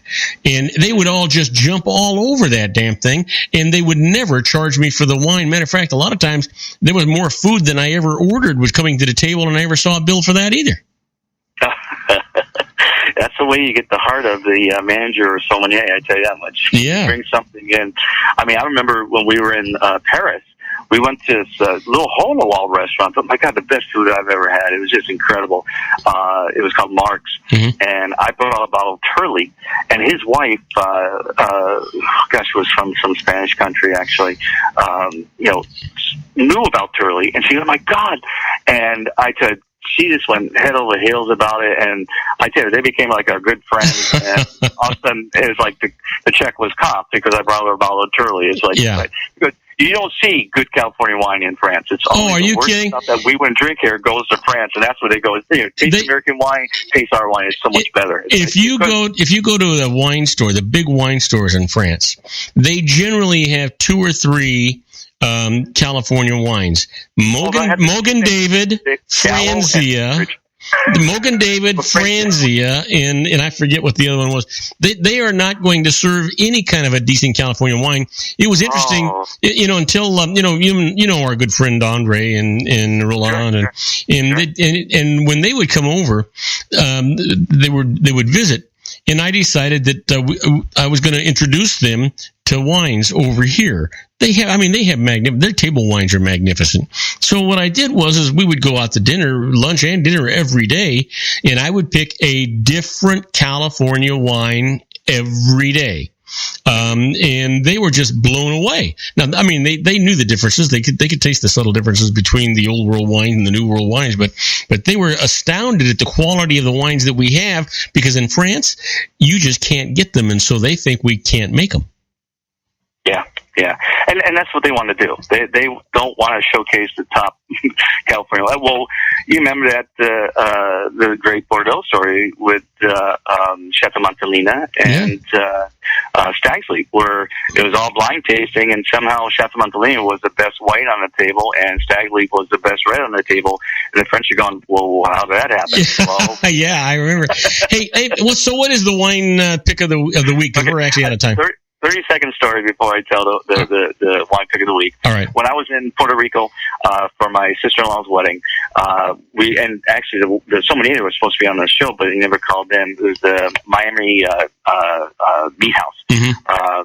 And we did a bottle of Vegas Sicilia, and it was $220 on the list. I text Philippe. He said, buy every bottle they have. Because usually in a wine store is about 300 and some bottles. But you got to go Vegas Sicilia. My good friend Jeff Snyder, the first time he had it, he bought all first growth Bordeaux. He said, John, I just can't afford these first growth Bordeaux. I said, Jeff, try this. He goes, well, I'll open it up when you came out. We came out, they had this great dinner. He had it. We went through all of Arizona buying every single bottle of Vegas Cecilia. Wow. If you love high-end wines for a third of a price of First Grove Bordeaux, you got to get the Unico Vegas Cecilia from Spain, from Dorado. Okay, so that's the wine pick of the week. That's going to be the wine pick of the week. Okay. It's a little high, but as I said, if you like high-end wines, it's not high at all. It's a steal of the century. Okay, so listen, my friend, we have to go. We're about 2 minutes past our commercial break. Have a great evening. I want to talk to you soon to see if maybe next Monday you and I can get together and give that lovely wife of yours a hug and a kiss for me. I haven't seen her in a long time. Maureen and I, matter of fact, Maureen and I would love to have you over to our new place. Maybe we'll have a nice dinner together.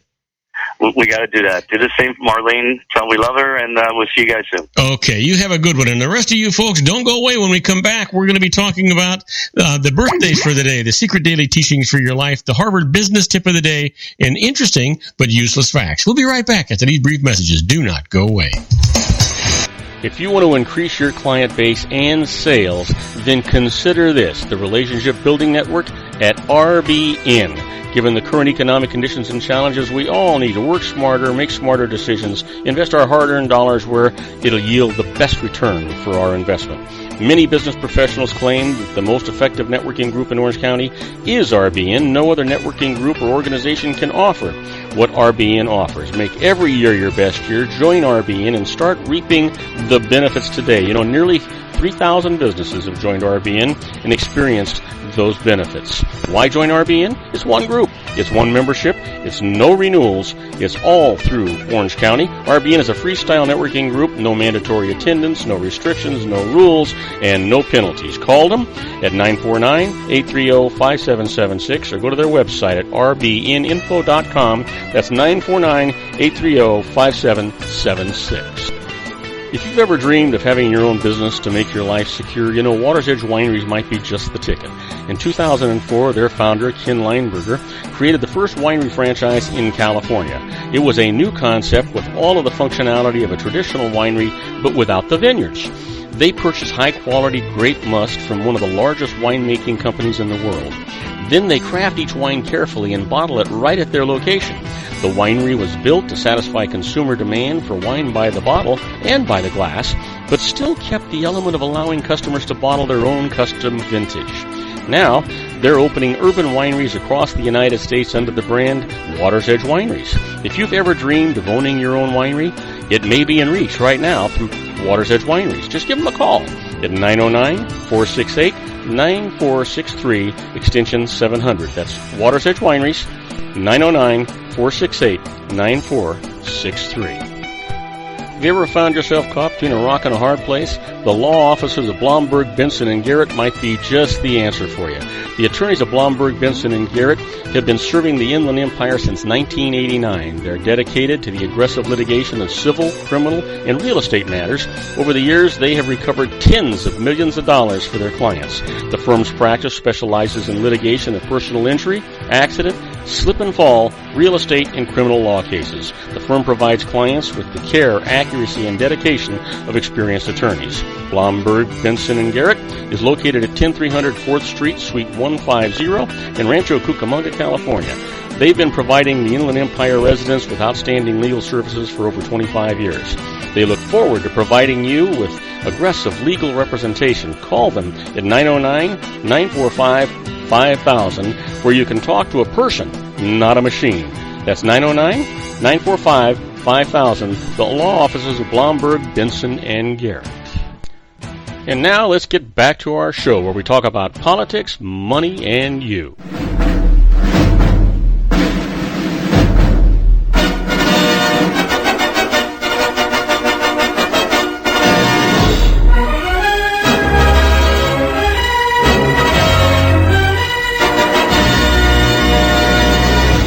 And I am Robert Cardoza. You're listening to Robert Cardoza live on the street at the intersection of business and politics. We're at 4:42 p.m. Pacific time. It is currently 82 degrees here in the heart of the Inland Empire in sunny Southern California. Well, that's down from 88 degrees on its way to 56 degrees. But you know what? If you're listening to us in Paris, France, it's 34 degrees and clear. And in Rome, Italy, it's 48 degrees and mostly cloudy. But right now, I'll tell you, there's no cloud on my mind about the management tip of the day. Here is the Harvard Harvard business tip for today. Do not let cultural differences make meetings unproductive. Yeah. And listen, here's the thing. When you're running a meeting with people from different cultures, how do you brainstorm ideas, make decisions, and address conflict in a way that's comfortable for everyone? First, read up on the variations that exist among the cultures represented, but do not get hung up on how people from certain cultures are supposed to act. Keep in mind that when it comes to professional meetings, one of the biggest cultural differences is the degree to which open debate and disagreement are viewed as a positive. Establish some guidelines up front to help everyone understand how the meeting will run. Then, provide incentives for people to follow the meeting protocol. Now, finally, encourage colleagues to get to know each other outside of the meetings so that cultural differences aren't such a big deal. You know what? If you know each other and you like each other, you generally kind of, make some allowances for each other. And that's the way business should be. Well, you know what? Let's talk about the secret daily teaching for your life today. I talk about this every day. It's all about having a positive mental attitude. If you have a positive mental attitude, I guarantee you this is what you can control. You can control your happiness or your sad. You can control your success or your failure. You can control whether you're rich or you're poor. You can control everyone around you. It's all about having a positive mental attitude. Just do it. Now, here's the teaching for today. Be happy now.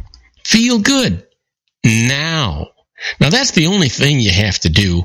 If that's the only thing that you get from listening to me every day, giving you the secret of the day, then you have received the greatest part of what it is I have to offer. Have those feelings and act on them right now. Not later, not any other time, but right now. Well, you know what? Normally we would be doing the birthdays for today, but there are no famous birthdays for today. So what we're going to do is we're going to go to today in history instead of doing the birthdays for the day. Here's the thing. On Monday, or not Monday, I shouldn't say that. On February 29th, remember this is a leap year, and which is, if you think it's strange that we have no famous birthdays today, remember this is a leap year. It's only every 4 years that there's a 29th of February. So in today, on February 29th, 1504, Christopher Columbus uses his knowledge of a lunar eclipse that night to convince Native Americans to provide him with supplies because he actually erased the moon. Give that some thought. Well, how about this? On February 29th, 1940, for her role as Mammy in Gone in the Wind, Hattie McDaniel becomes the first African-American to win an Academy Award. Wow, isn't that something? And then finally, February 29th, 1960, Family Circus makes its debut. Well, you know what? Our quote for today comes from James Thurber. James says, "The wit makes fun of other persons. The satirists makes fun of the world. The humorist, he makes fun of himself." Yeah. Give that some thought. Well, you know what? It's time for those interesting but useless facts. We've got a number of them, so let me just start rattling a few of them off for you. Did you know that nearly 50% of the world's scientists are assigned to military projects? 50%. Isn't that amazing? Did you know that hummingbirds are the only birds that can fly backwards? Boy, give that a thought. And they're little bitty guys, right? How about this? As of 1983, an average of 3 billion Christmas cards were sent annually in the United States alone. Can you imagine? 3 billion? Well, here's one for you. General Robert E. Lee was not a slaveholder and never believed in slavery. He never believed in secession from the United States and strongly condemned it. He decided to lead the armies of the South because he wanted nothing to happen to his beloved Virginia. Isn't that interesting? I bet you didn't know that. And if you did, how come you didn't share it? I didn't know it till just now. How about this? Did you know that fresh apples float because they contain 25% air? There you go. Now you know what's going on when you're bobbing for apples. How about this one? The 12 Days of Christmas gifts. A partridge in a pear tree, 2 turtle doves, 3 French hens, 4 calling birds, 5 gold rings, 6 geese laying, 7 swans swimming, 8 maids milking, 9 ladies dancing, 10 lords leaping, 11 pipers piping, and 12 drummers drumming. There are 364 gifts all together. That's the part that I wanted to tell you. Did you know that Voltaire considered Shakespeare's work so deplorable that he referred to the bard as that drunken fool? Wow. Can you imagine? Well, let me leave you with this one. The air that we breathe is comprised of 78% nitrogen, 21.5% oxygen, and 0.5% argon. And remember, it's the oxygen we need to keep functioning. Now, do not go away, because when we come back, I'm going to answer your emails. My first one comes from Jimmy Lee from Chesapeake, Virginia. He's asking about, he inherited a stamp collection, and I'm going to tell you all about that right after these brief messages. Do not go away. Isn't it time to shine the spotlight on your expertise? The Interview, starring you. Here's your chance to capture 5 minutes of fame with The Interview. This isn't just any interview. This is your opportunity to showcase your expertise and position yourself as a trusted expert in a one-on-one video interview hosted by Robert Cardoza, host of the nationally syndicated show Robert Cardoza Live and powered by AHA Studios. What is it? A professionally recorded video for your use. Robert Cardoza interviews you on the set where he records his show.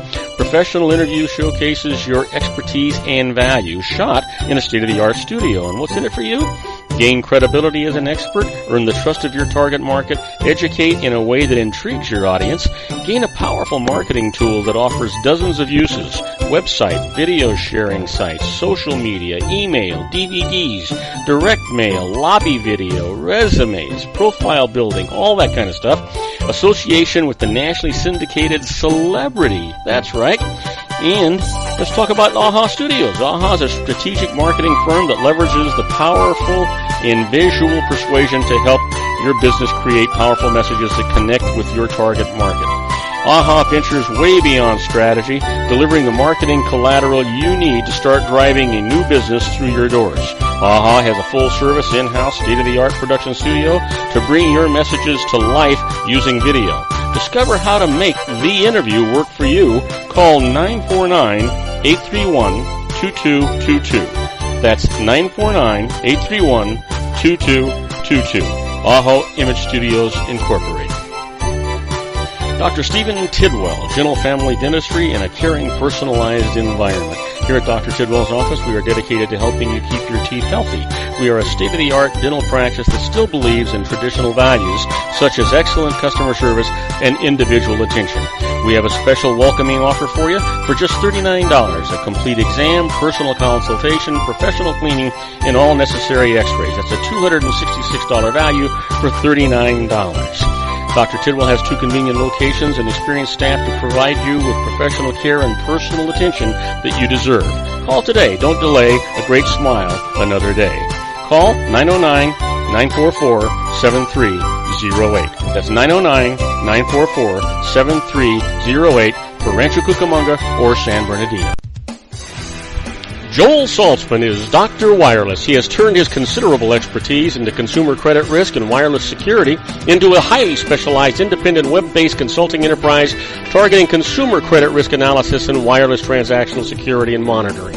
He works as a wireless analyst, veteran independent agent, and consumer liaison for most wireless telecom carriers and equipment manufacturers.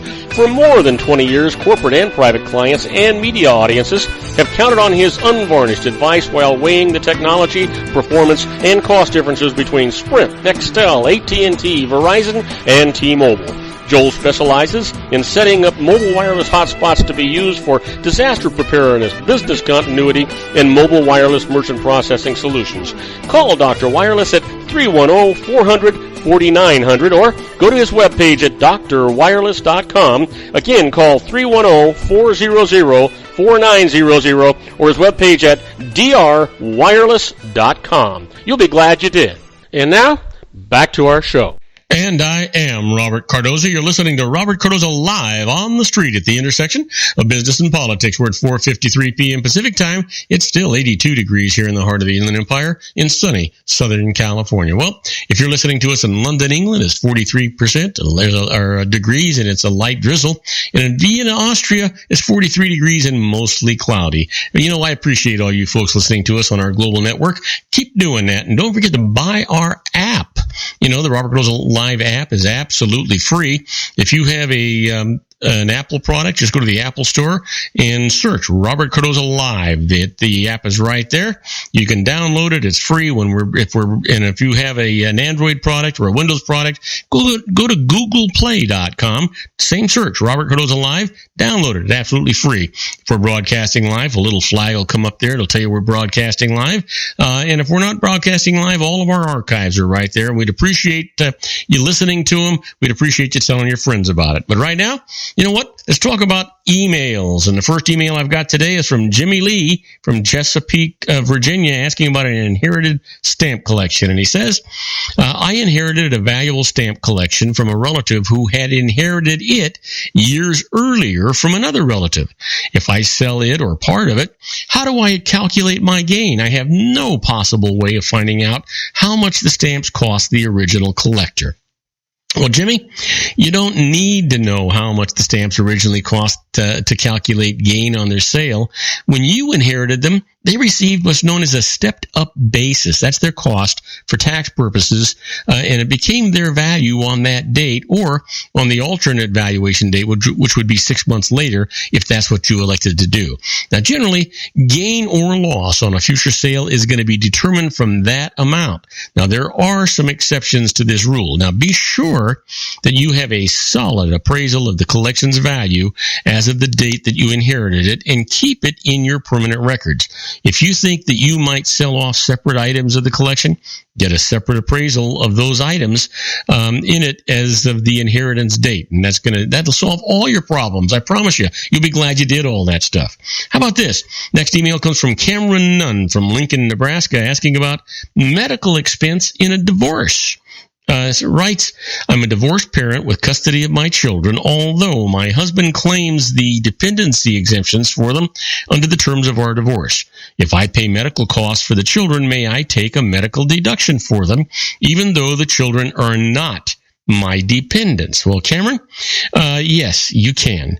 Not everyone realizes this because the general rule that one can take medical deductions only for the costs paid on behalf of dependents did at one time apply to divorced parents as well, but this has been changed. Today, if either parent claims a child as a dependent, a parent who pays medical costs on behalf of the child can claim a medical expense deduction for those costs. So hopefully that'll help you. Just remember that it still has to exceed 10% of your adjusted gross income. So that kind of puts a kibosh on things most of the time. Next email comes from Erica Orozco from Riverside, California, asking about IRA conversions and writes, my fiance has an IRA that he wants to convert to a Roth, but after we marry, our joint income will be more than $100,000 limit for doing so. Can we get around this by making the conversion before our wedding day later this year? Well, I'm sorry, but the answer to your question is no.